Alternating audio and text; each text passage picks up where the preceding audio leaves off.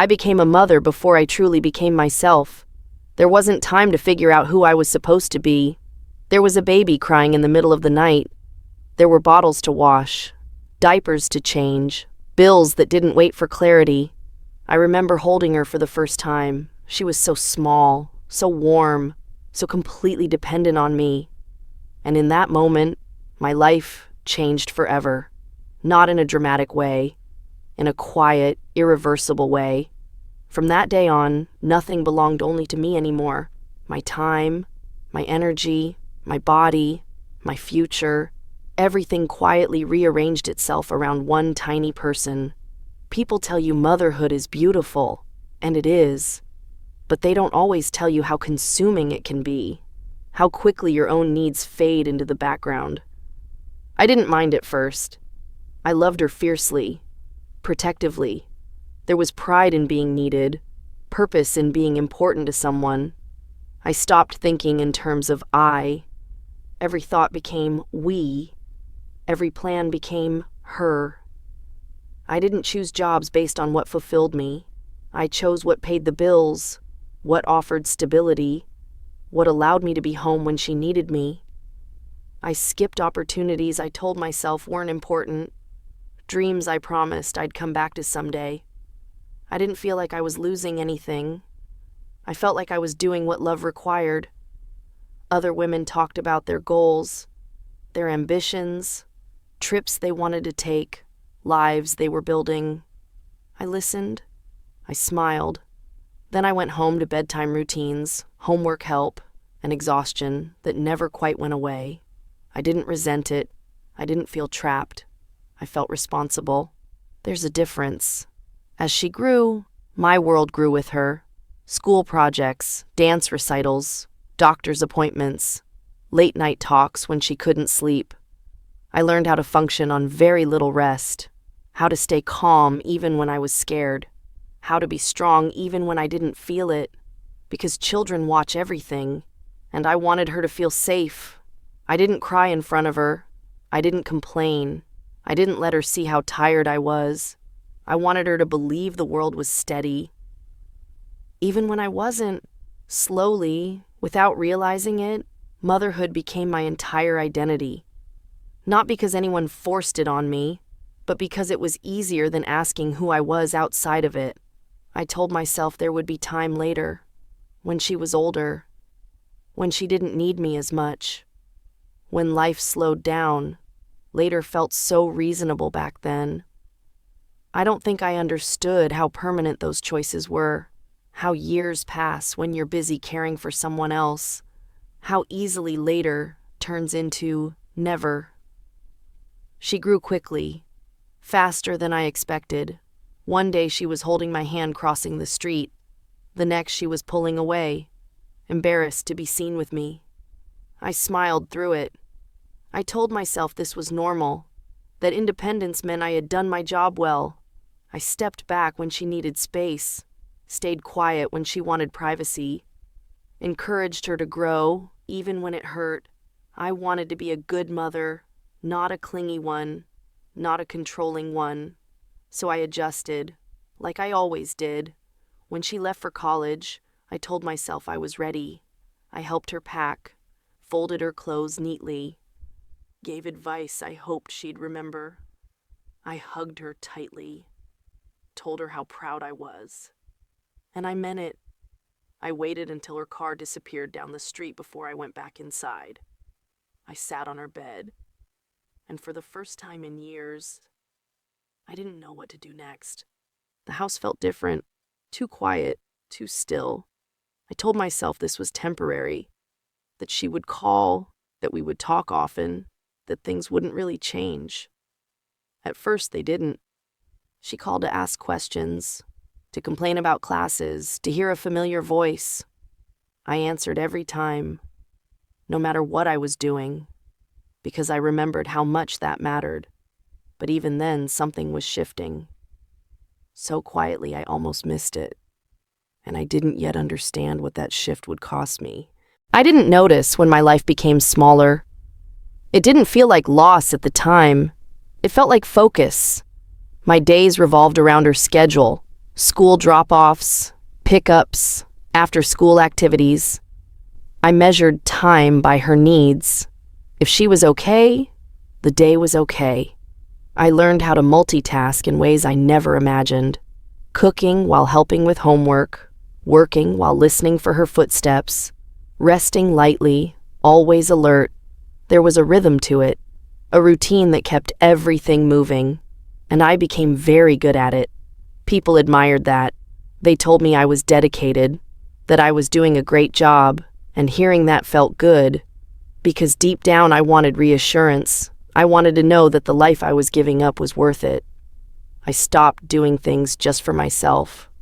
Not dramatically, not consciously. They just fell away.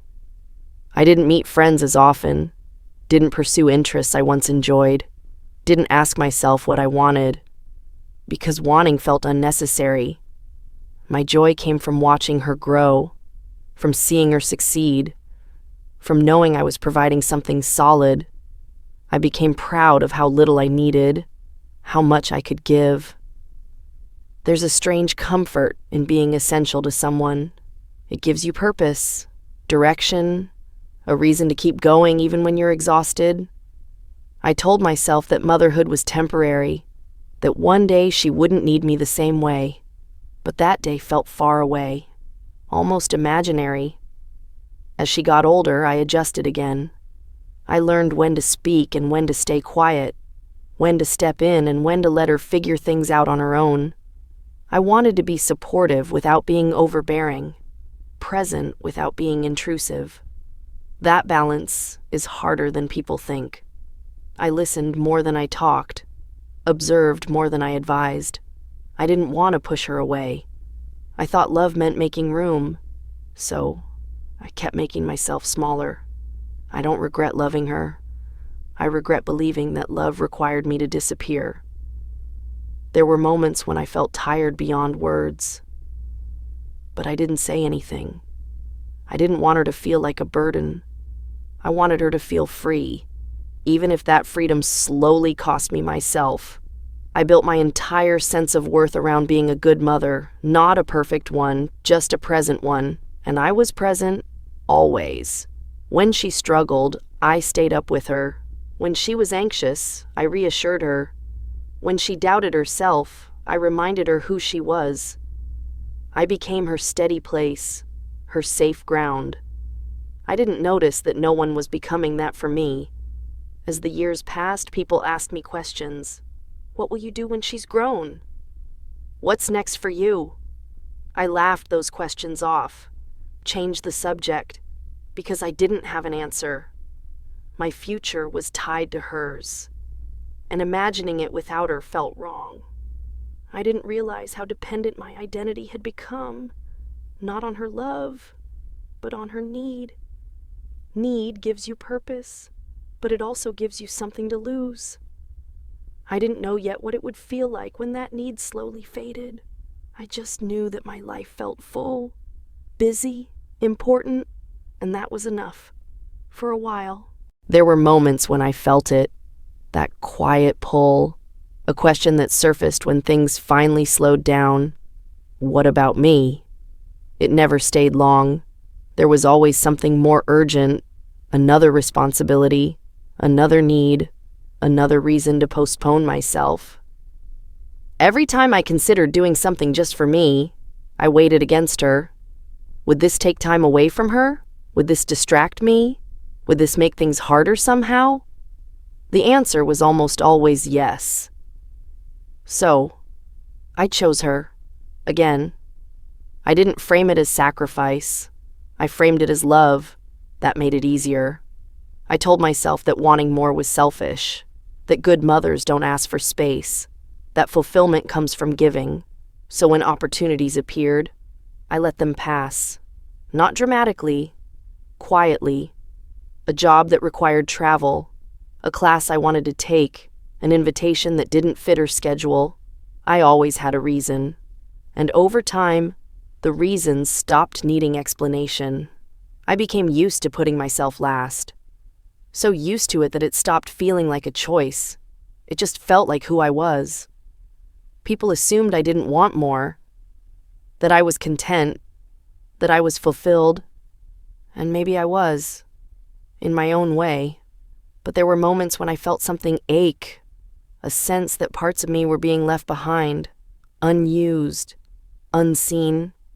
I ignored it, because acknowledging it felt dangerous. If I admitted I wanted more, what would that say about my love for her? So I stayed quiet, again. As she grew older, her world expanded. Friends, plans, dreams. I watched proudly from the sidelines.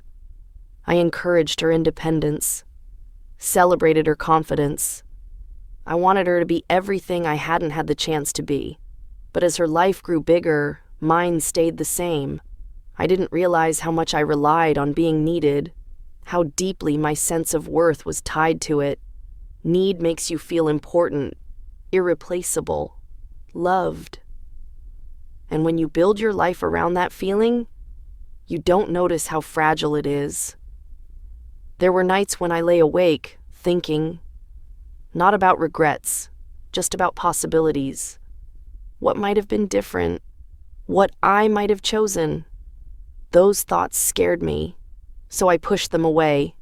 I told myself this was temporary, that one day when things settled I would find myself again.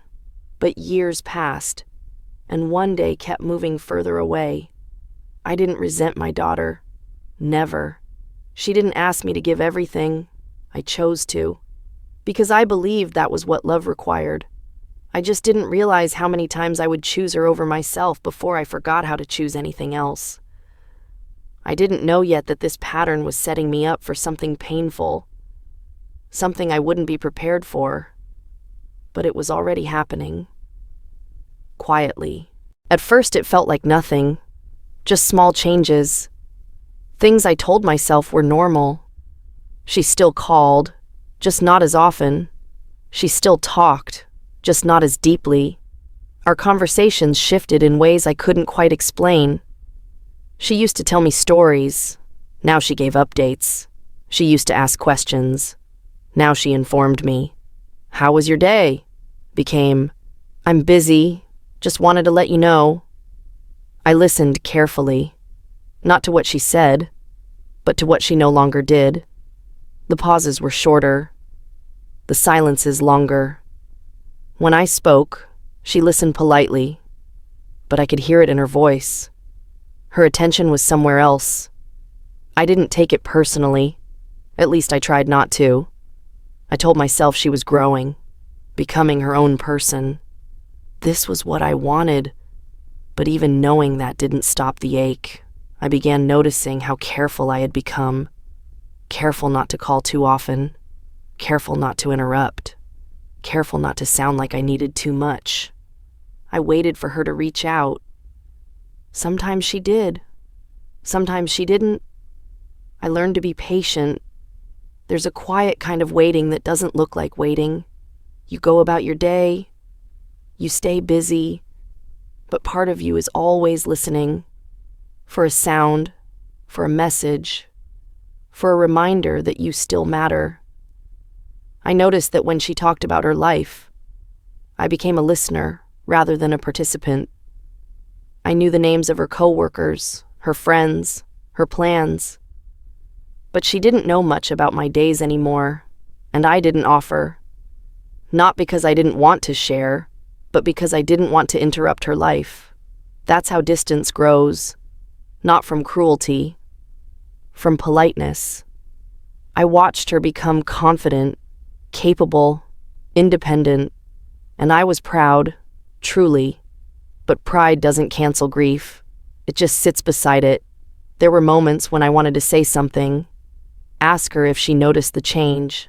Ask her if she still needed me. But I didn't, because I didn't want to be the kind of mother who makes her child feel guilty. I had promised myself that long ago. So I stayed quiet, again, and slowly, I began to feel like a background character in her life. Still important, but no longer central. I told myself this was natural, that children grow away from their parents, that this was healthy. But knowing something is natural doesn't make it painless. There's a particular sadness that comes when you realize you are no longer the first place someone goes. I wasn't angry. I was confused. I wondered when exactly the shift had happened.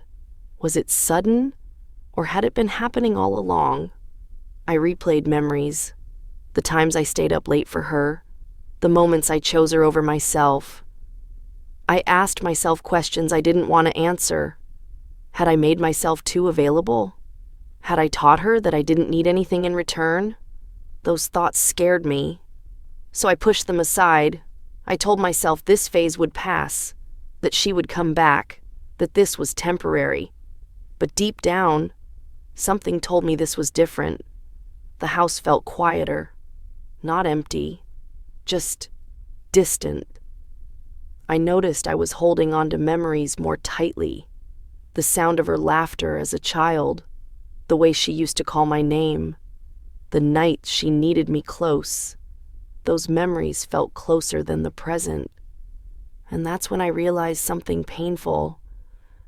I was living more in the past than in her current life. I didn't know what to do with that realization. So I did what I always did. I kept loving her quietly and hoped that would be enough.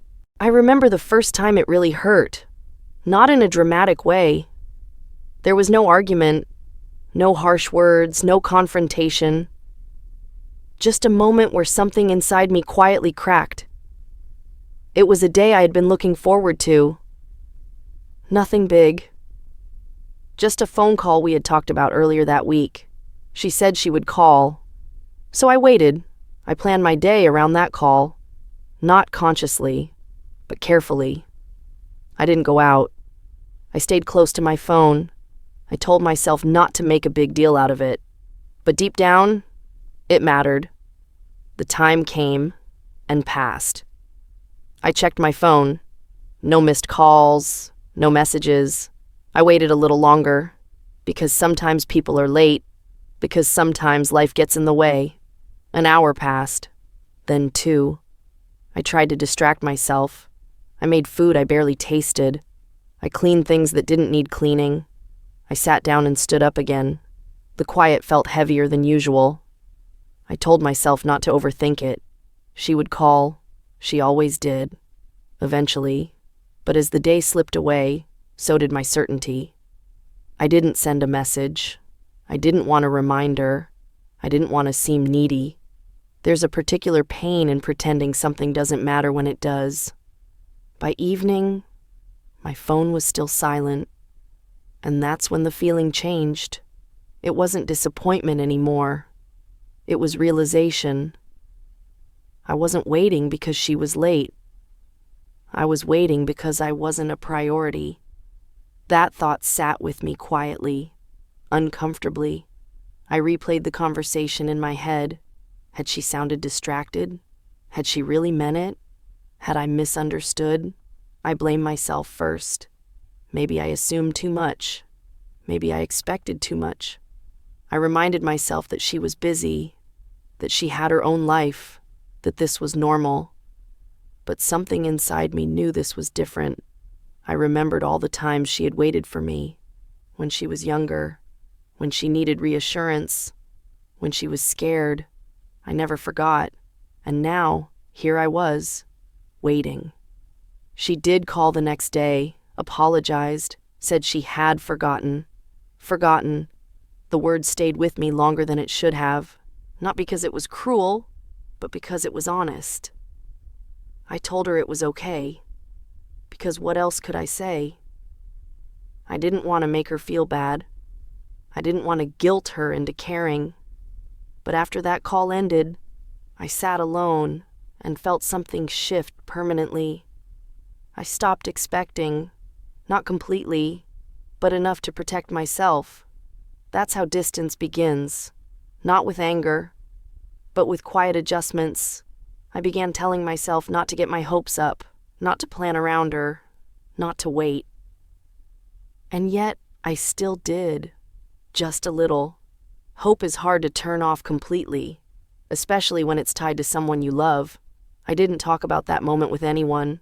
Who would understand?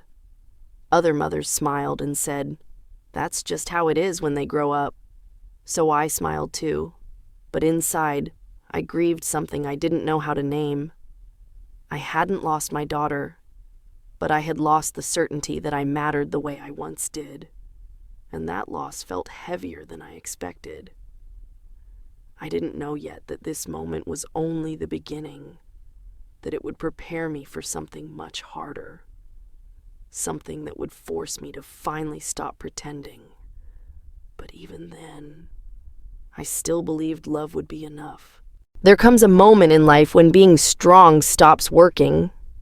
You don't plan for it. It doesn't arrive with warning. It just shows up one day and asks more than you have left to give. That day came quietly, like every other important moment in my life. I woke up feeling heavy, not sick, not in pain, just worn down in a way sleep couldn't fix. I sat at the edge of the bed longer than usual. The room felt too still, too quiet. For years, I had pushed through mornings like this. I told myself it was normal, that everyone felt tired, that strength meant not asking questions. But that morning, something inside me resisted. I didn't want to push through. I didn't want to pretend. I needed someone, not advice, not reassurance, just presence. My first thought was my daughter. It always was. Even after the distance, even after the waiting, even after the small disappointments, she was still the person my heart reached for without thinking. I hesitated. I stared at my phone. I didn't want to interrupt her day. I didn't want to feel like a burden. But for once, I didn't talk myself out of it. I called. The phone rang. Once. Twice. Then went to voicemail. I told myself it was fine. She was probably busy. So I sent a message instead. Nothing dramatic, nothing alarming, just the truth. Hi, sweetheart. I'm not feeling great today. Can you call me when you have a moment? I read it over before sending. Made sure it didn't sound desperate. Made sure it didn't ask for too much. Then I waited. Minutes passed. Then an hour. I checked my phone more times than I want to admit. Every vibration made my heart jump. Every notification that wasn't her felt heavier than the last. I tried to distract myself.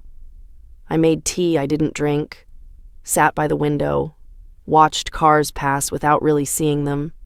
The house felt louder in its quiet. I reminded myself not to overthink. She would call. She always did, eventually. By afternoon, the weight in my chest had grown heavier, not from anxiety, from something deeper. I realized I was waiting the same way I always had, quietly, patiently, without asking for more. I sent another message, shorter this time. Just checking in. I hated myself for sending it. Not because it was wrong, but because it made me feel small. Hours passed, still nothing. I didn't cry right away. I felt numb, as if something I had been holding onto for years finally slipped through my fingers. This wasn't about one missed call. I knew that. This was about everything that came before it. Every time I stayed quiet. Every time I told myself not to need. Every time I adjusted so she wouldn't have to. I had taught her that I was always okay. And she believed me. As evening approached, the light in the room changed. The shadows grew longer. The house felt emptier than it ever had. That's when the realization settled in. Not sharply, not dramatically. I had built my entire life around being needed, and now I wasn't. Later that night, my phone finally buzzed. Her name appeared on the screen. My heart lifted automatically, even after everything. "Sorry, Mom," she said. "I just saw your messages. I was busy." The words weren't cruel. They weren't careless. They were casual, and that's what broke me. I told her I was fine, because by then, I didn't know how to say anything else. After the call ended, I sat in the dark for a long time, not angry, not blaming her, just understanding something I had avoided for years. She hadn't abandoned me. She had grown up, and I had never shown her what it looked like when I needed someone. That night, I cried. Not loudly, not dramatically, just quietly, because there was no one to hear me, and in that quiet, I finally admitted the truth. I was tired of disappearing. After that day, nothing changed on the outside. My daughter still lived her life. The house was still quiet. The days still passed one by one. But inside me, something was shifting. Not healing yet, just awareness. I replayed that day over and over, not to blame her, but to understand myself. Why had it hurt so much? Why had the silence felt unbearable? The answer wasn't simple. It never is. I realized I wasn't just hurt because she didn't call. I was hurt because I had no one else to call. That thought stayed with me, heavy, uncomfortable. I began looking back at my life differently, not with regret, but with honesty. I saw how often I had chosen silence over expression, how often I had told myself not to need, how often I had believed that being low maintenance made me lovable. I had learned those lessons early, long before my daughter was born. Somewhere along the way, I absorbed the idea that good mothers don't ask. They give, they endure, they stay quiet. I never questioned that belief. I lived by it. And now I was facing the cost. For a while, I blamed myself harshly. I told myself I had failed, that I had raised her wrong, that I should have done something differently. But deep down, I knew that wasn't true. My daughter wasn't unkind. She wasn't selfish. She was living the life I had worked so hard to give her. That realization didn't erase the pain, but it softened the blame. I began to understand something important. I had taught her how to be independent, but I had never taught her how to see me as someone who could need care too. Not because she didn't care, but because I never showed her. I had protected her from my struggles, shielded her from my fears, hidden my exhaustion behind smiles and reassurances. I thought I was doing the right thing, and in many ways I was. But protection has a cost. When you hide too much of yourself, people don't know when to show up. That thought changed something in me. For the first time, I allowed myself to feel compassion for myself. Not pity. Compassion. I wasn't weak for feeling this way.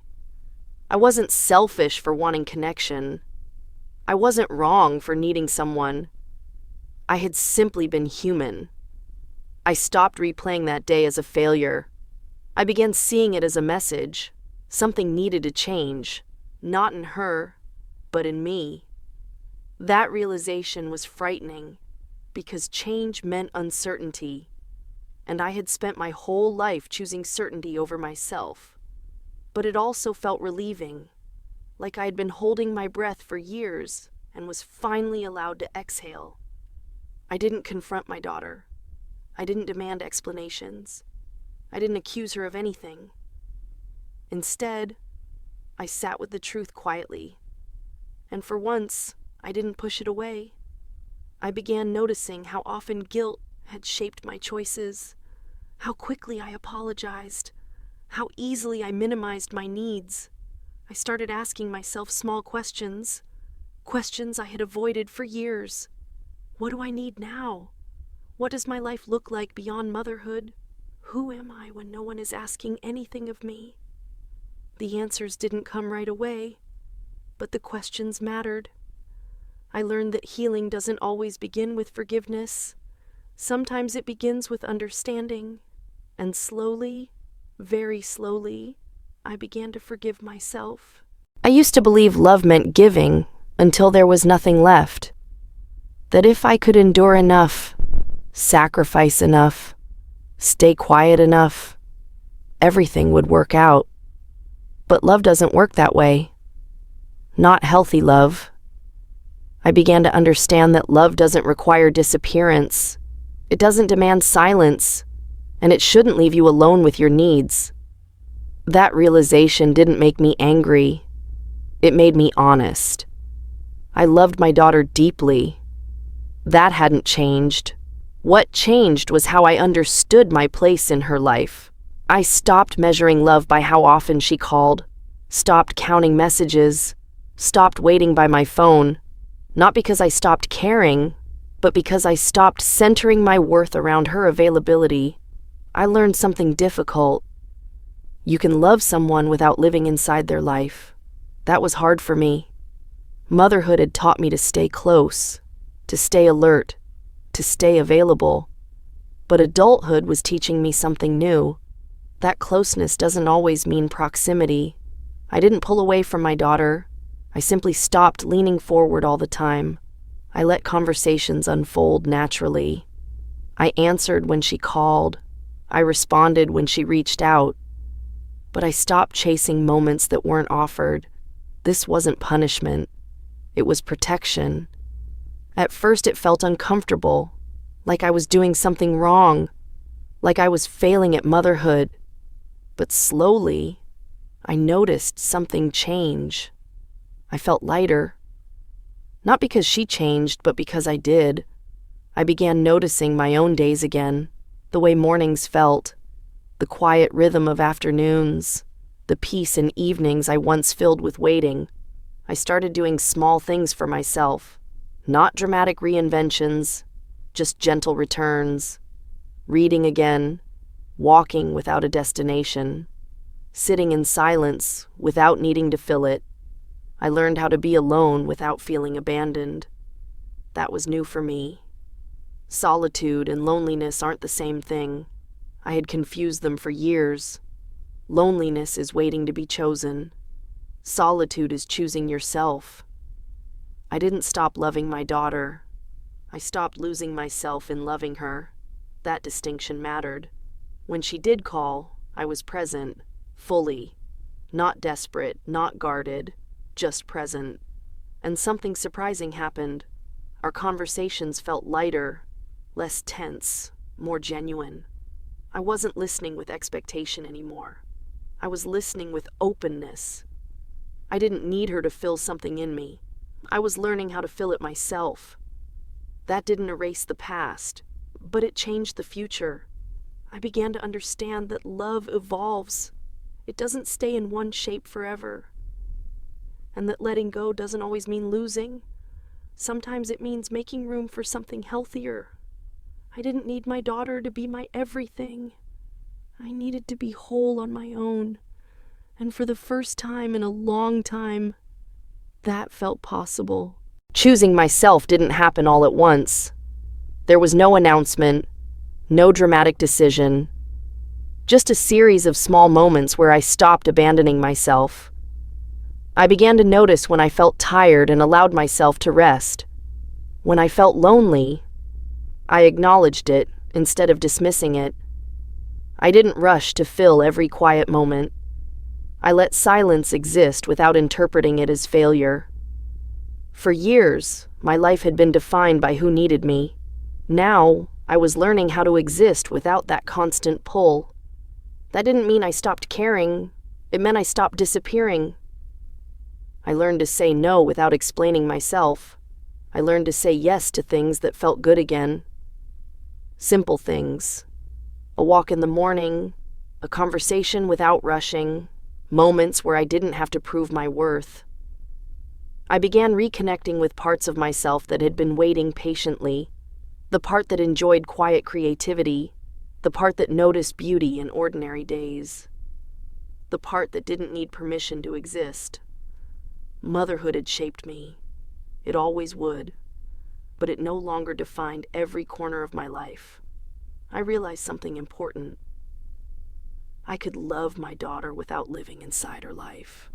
I could be available without being on standby. I could care without waiting. When she called, I answered. When she didn't, I went on with my day. Not with resentment, with acceptance. And slowly, the anxiety faded. Not because circumstances changed, but because my relationship with myself did. I stopped measuring my value by how often I was needed. I stopped confusing usefulness with love. I began to feel whole again. Not because someone filled the space, but because I finally allowed myself to take up space. That didn't erase the past, but it gave it meaning. I wasn't a woman who had been forgotten. I was a woman who had given deeply and was now learning how to receive from herself. I didn't lose my daughter. I found myself. And that changed everything. Life is quieter now, not empty, just quieter. The house still has memories, but they no longer weigh on me. They rest beside me. I don't wait the way I used to. I don't hold my breath. I don't watch the clock. I let days unfold. I let people show up in the ways they can, and I show up for myself. My daughter and I still talk. Our relationship is different now, more adult, less dependent, and that's okay. Love doesn't disappear when it changes shape. It matures. If you're listening to this, and something in it feels familiar, if you've been the one who gave quietly, the one who stayed strong, the one who didn't ask, I want you to know something. You are allowed to need care. You are allowed to rest. You are allowed to take up space even when no one is asking anything of you. Love should not require you to vanish. You don't have to disappear to be a good parent. You don't have to suffer to be worthy of love. Sometimes, the bravest thing you can do is stay with yourself. And if tonight feels quiet, let it be peaceful. Let it be enough. You've done enough. You are enough. Did you like the story? And which city are you listening from? Thank you so much for your sweet support. I'm looking forward to your comments on the story. Enjoy listening more stories on my channel, and don't forget to like and subscribe. See you on the next stories. Much love and respect.